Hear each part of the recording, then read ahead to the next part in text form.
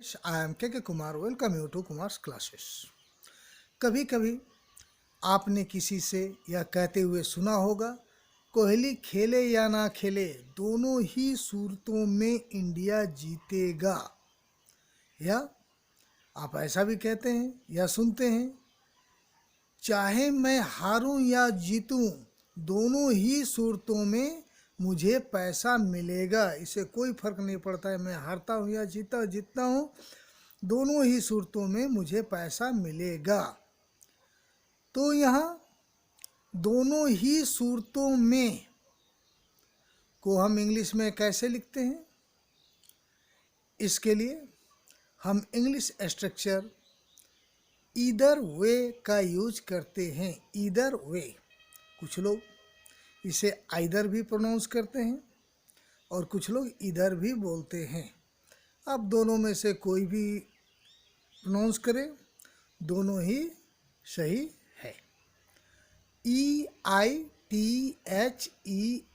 इधर वे, WAY, इधर वे। यह बहुत ही कॉमन स्ट्रक्चर है, बहुत सारे लोग इसे जानते भी होंगे। तो चलिए, जो इसे जानते हैं उनके लिए रिवीजन और जो नहीं जानते उनके लिए अपॉर्चुनिटी। आइए कुछ एग्जाम्पल्स के द्वारा इसे और अच्छे ढंग से समझने का प्रयास करते हैं। यदि आपको कहना है चाहे कोहली खेले या ना खेले इंडिया दोनों ही सूरतों में जीतेगा, तो इसके लिए लिखिए वेदर कोहली प्ले और not India will win either way.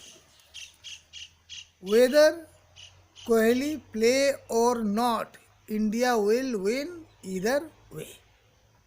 चलिए, यदि आपको कहना है मैं हारूं या जीतूं दोनों ही सूरत में मुझे पैसा मिलेगा, तो इसके लिए लिखिए वेदर आई लूज और win,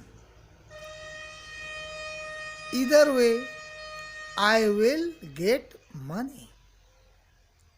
Whether I lose or win, either way I will get money.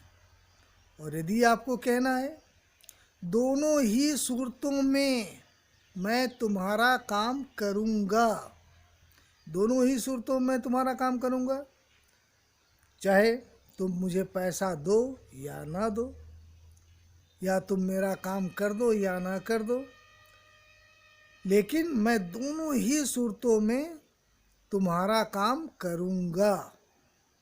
कोई कंडीशन नहीं है, तुम देते हो फिर भी ठीक है, अगर तुम इसका मेहनताना नहीं देते हो फिर भी ठीक है, मैं दोनों ही सूरतों में तुम्हारा काम करूँगा।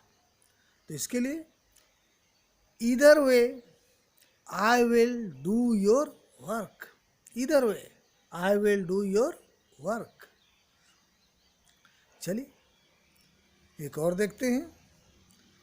पता नहीं वो हम लोगों को इनवाइट करेगा या नहीं, पर दोनों ही सूरतों में हम लोग वहाँ जाएंगे। मान लीजिए किसी के यहाँ कुछ फंक्शन हो रहा है, पार्टी हो रहा है, मैरिज हो रहा है, तो अभी आप डाउट में हैं कि पता नहीं, आप कंफर्म नहीं हैं, आप डाउट में हैं, तो पता नहीं वह हम लोगों को इनवाइट करेगा या नहीं, पर दोनों ही सूरतों में हम लोग वहाँ जाएंगे। इनवाइट करता है फिर भी जाएंगे, और नहीं भी इनवाइट करता है फिर भी जाएंगे। तो इसके लिए हम इस प्रकार बनाएं, we don't know whether he will invite us or not, but either way we will go there. We don't know whether he will invite us or not, either way we will go there. आशा है guys, ये बहुत छोटा सा structure, बहुत common structure आपको समझ में आया होगा और कुछ ना कुछ तो यूजफुल और से ही रहा होगा। अगर थोड़ा भी यूजफुल लगता है तो इसे लाइक करें और अपने दोस्तों को भी शेयर करें। और गैस, अभी तक आपने इस चैनल को सब्सक्राइब नहीं किया है तो इसे सब्सक्राइब भी करें, साथ साथ बेल आइकन को भी प्रेस करें, ताकि जब भी मैं कोई नया वीडियो अपलोड करूं आपको समय पर नोटिफिकेशन मिल जाए।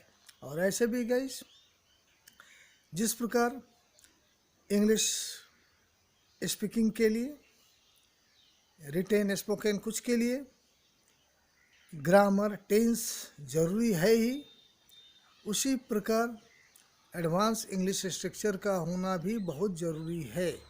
बिना एडवांस इंग्लिश स्ट्रक्चर के आप इंग्लिश फ्लुएंट बोल ही नहीं सकते। इसलिए आप एडवांस इंग्लिश स्ट्रक्चर अवश्य सुने, यह आपके लिए यूजफुल होगा। I hope that's enough for today. Thank you very much. Have a good day, guys.